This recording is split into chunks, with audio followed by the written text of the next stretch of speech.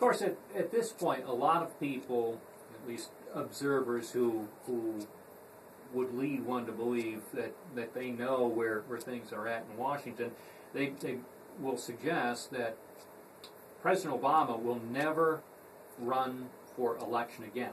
This is his second term. Mm-hmm. So basically, at this point, he has nothing really to lose. He should be focused, most observers say, whether they're observers more aligned with the Democratic Party or the Republican Party, they say he's most concerned with his legacy. And so at this point, it would seem, from a political standpoint, that there's not a whole lot for the President of the United States to lose, since he won re-election last November, and if he's hoping to have what's viewed as a strong overall legacy when he leaves office in just over 3 years, that even saying some things that might not be politically popular with some people in the Binghamton area, that this would be perhaps one of the ideal opportunities to flex those muscles and show us what he's made of. I would love to see that. I would love to see almost any of our politicians to stand up and actually speak their convictions, which we have not seen. Yes, he's very obviously concerned, and I'm speaking about the president, about his legacy. The time he took in his first term, the year and a half to pass the Obamacare or Affordable Care Act, Affordable Care Act, was at the cost of jobs and innovation towards improving the unemployment rate, which he's promised to take care of. Well, that's someone looking for his legacy and his outlook on history.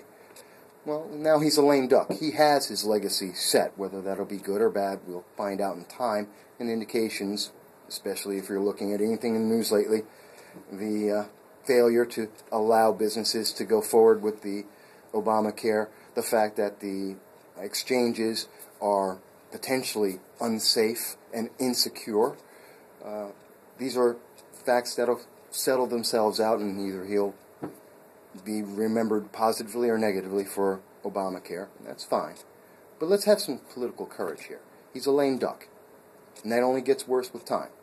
He has absolutely no reason to stand back and not take the opportunity to speak his convictions that he has told the American people in virtually every state of the union he's had since he's been elected. And at the same time, I'd say it's also time for some political conviction from some of our other representatives, like Representative Hanna. He came down to Binghamton. He spoke to the university, and what did he speak about? Small business and improving jobs. He spoke about immigration, an issue he's been on both sides of just this year. In addition to that, what has he done for small business? He passed 2 bills for commemorative coins, and he named a post office. I don't think that's small business. We should expect a bit more. And when we get hollow events, like running down from Congress during the recess to speak to Binghamton University about something he's doing no action on issues that he's taken both sides of, I think we deserve a bit more. Maybe like a single position that he actually believes in. Tell me about your strategy. Now, it is notable that as you pursue a challenge against Representative Hanna, you are about a year out from what would be a Republican primary. Primary would be held in September of 2014. So tell me, at this point, with about 12 and a half months between a possible primary and now, what is the strategy that you're planning to use to get your name recognized, and not only that, but to raise a sufficient amount of money to go up against an incumbent member of Congress? Congressman Hanna has said on this program, and I had to give him credit for acknowledging just how distasteful he finds it to spend a good portion of almost every day in Washington having to work the phones and raise money. But every member of Congress, regardless of party, that's what they do.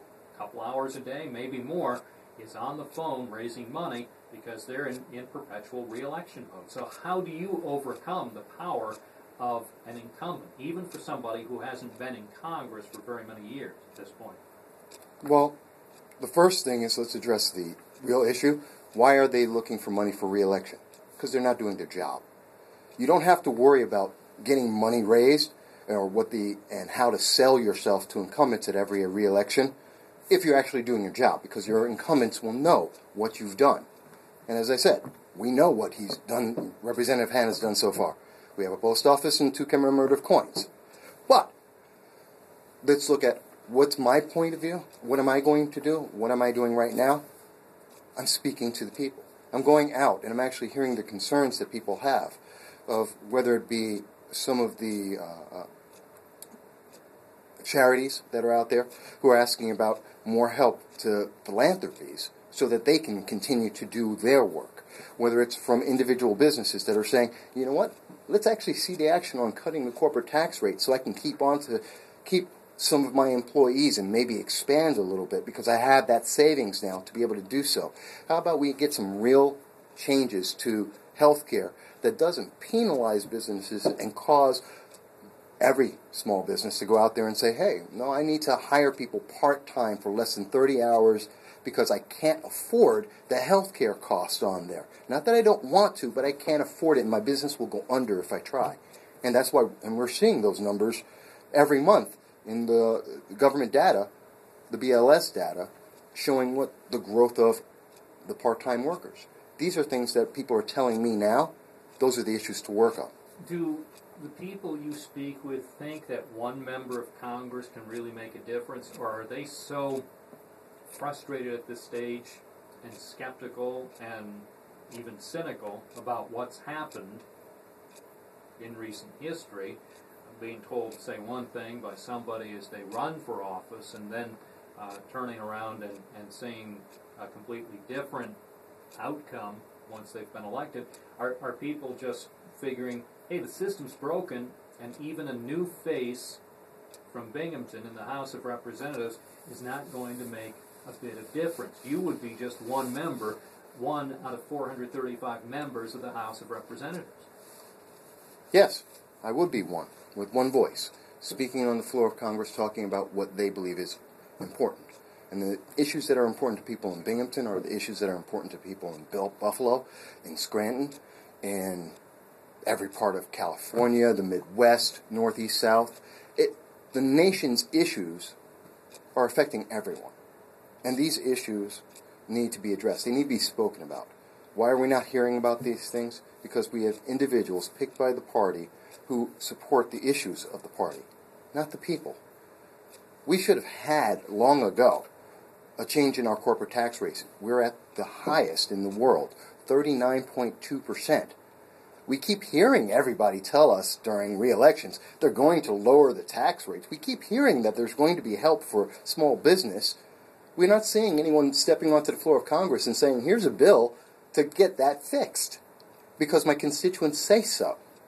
And we don't see the consensus, and you see the arguments in Congress right now, because no one's willing to say, this is what my constituents are saying, and so are yours. And if you bring that to the floor of Congress, they will vote for it. Do you think you're going to get invited to President Obama's town hall-style meeting this week in Binghamton? I would love to speak, to be there.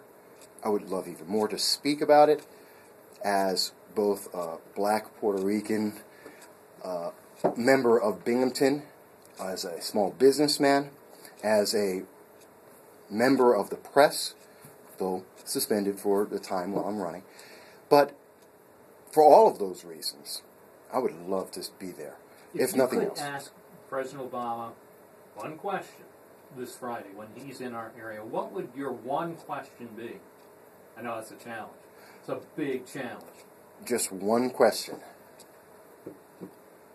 I will deal with the question that my constituents are asking. The number one issue in New York State. Mr. President, considering that there has not been an incident of fracking affecting aquifers since 1983, considering that you've stepped up in 2008 and in 2012 and in state unions addresses, Mr. President, will you tell me whether or not you believe fracking is safe and whether or not it should be done in New York State? It's a yes or no question, Mr. President.